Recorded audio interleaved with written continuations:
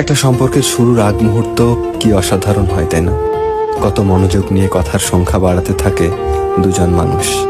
তার চেয়েও বেশি সুন্দর হয় সম্পর্কের শুরুর মুহূর্তগুলো। মনে হয় এই একটা মানুষ যাকে আমার সবটুকু বলে দিতে মন চায়।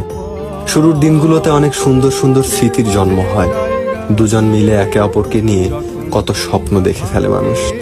রাগ করে 2-4 দিন কথা না বলে থাকা, তারপর আবার সব ঠিক হয়ে যাওয়ার পরের মুহূর্তটা কি অদ্ভুত রকমের সুন্দর লাগে। সবকিছু অনুভব হয় আমার একটা ব্যক্তিগত মানুষ আছে। তারপর যখন সম্পর্কের বয়স বাড়ে, হঠাৎ কিভাবে যেন সবকিছু এলোমেলো হয়ে যায়। কোনো একজনের কথা ফুরিয়ে যায়, ধীরে ধীরে কথা কমতে থাকে, অজুহাত বাড়তে থাকে। তারপর শুরু হয়ে যায় কথার আঘাতের পর্ব।